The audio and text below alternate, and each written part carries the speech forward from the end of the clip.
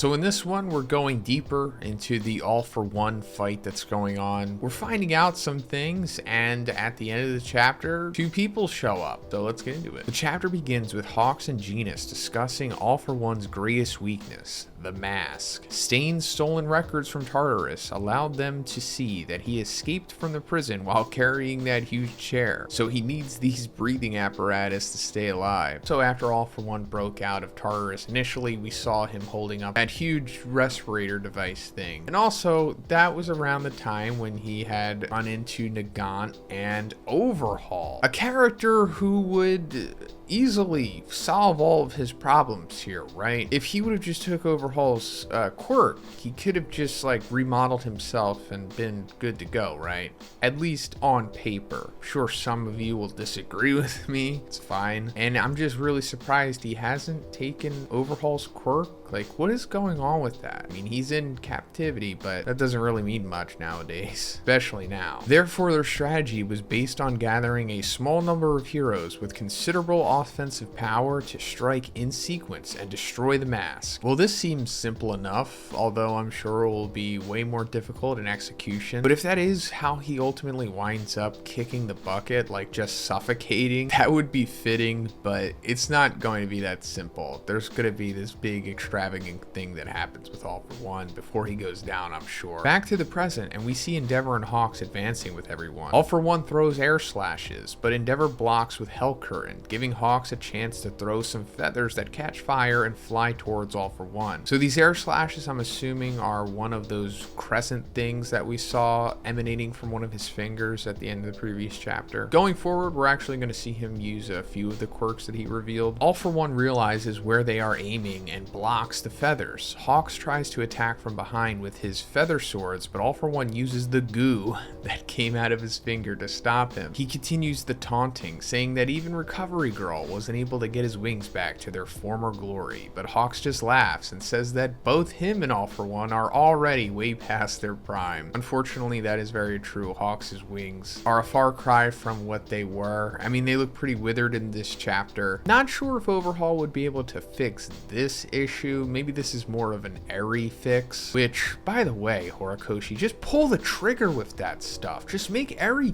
fix everyone and then just make this like full-blown Naruto Fourth War at the end. Like, just bring everybody to their prime, give everybody all of the apex of their powers, and just let them go at it. Stop holding back, bro. Also, guys, if you like my Hero content, please subscribe. A lot of you consistently watch my videos, but you don't subscribe. Maybe you just need a reminder. Endeavor joins them and begins to strike with a sequence of vanishing fists. All for One thinks to himself that since it's a heat-based attack, he can't use the damage reversal quirk to protect himself. He assumes that the two of them will coordinate their attacks, but realizes that Endeavor is a little out of sync and makes a point of saying so out loud so they can hear. All for One continues to make fun of Endeavor, saying that everyone in this war is playing their part. They're all giving their best against the enemies in front of them, so it's not fair that only he has his head somewhere else. In fact, he should be happy that the masterpiece got rid of the defective product. Interesting. So does that mean that All for One does in fact know that Shoto defeated Dabi? And if so, does that mean that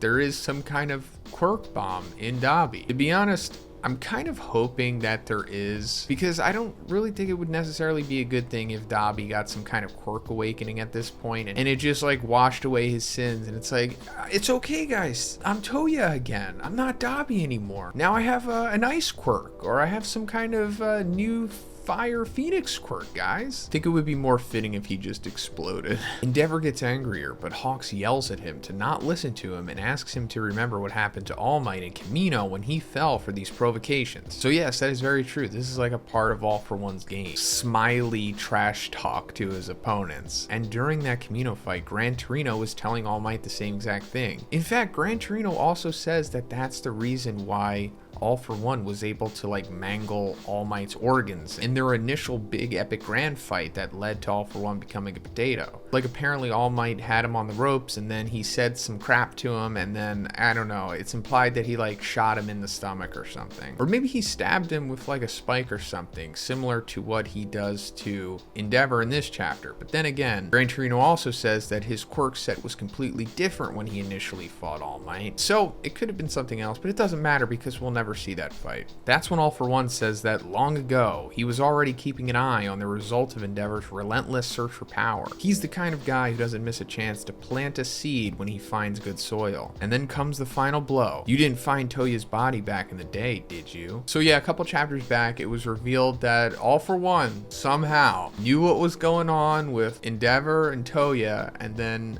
showed up conveniently immediately after Toya had like prominence burned himself to a burnt corpse, and then took him back to his hatred orphanage place and did extensive surgery on him, giving him skin grafts and everything. But Dabi wound up burning that place down and leaving. But it just came full circle anyway. Hawks realizes that this is not good at all and comes to the conclusion that someone like Endeavor, who has decided to go on living to pay for his mistakes, is fundamentally different from Hawks himself, who has turned his back on his mother and father. He would not in fact have been able to face Dabi right now. So this team division was the right choice, and he has to do everything he can to support Endeavor. He flies off in the direction of the two and tries to remind him to keep a cool head, that their mission is to destroy the mask. But it was too late, because right after Endeavor yells, "All for one!" he receives an attack right in the side of his torso. All for One turned his head into some creepy mouth with horns and says, "Right here. You lowered your defenses." So yeah, All For One like springs this Resident Evil-esque thing out of his hand and stabs Endeavor in the side, similar to, you know, whatever he did to All Might back in the day. Although I don't think he's hitting Endeavor here quite as bad as he did All Might. Hawk shouts Endeavor's name and tries to go help, but All For One directs his hands at him and says that at this distance, the Nagant replacement would not be able to dodge. When all seems lost, heartbeat wall!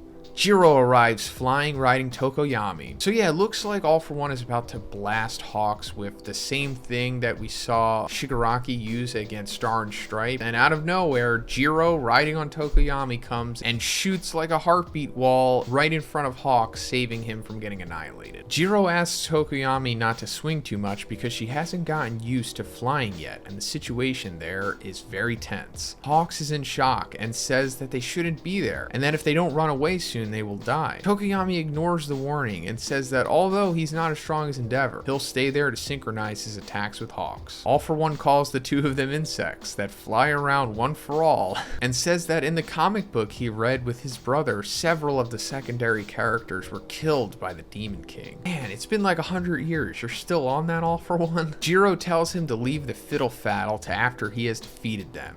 End of chapter. So yeah, we're going deeper into this All For One fight here, and it's looking like this is going to take up the next 4 or 5 chapters possibly. I doubt we're going to see a conclusion here. Like, I would be really surprised if just this team here winds up defeating him, because it kind of has to play into the whole bigger Shigaraki thing that's going on. But I guess this is fine while it's going on. Let me know what you think about it in the comments, and if you liked the video, guys, please give it a like, and please subscribe if you haven't already. Have a great day, and I'll see you in the next one.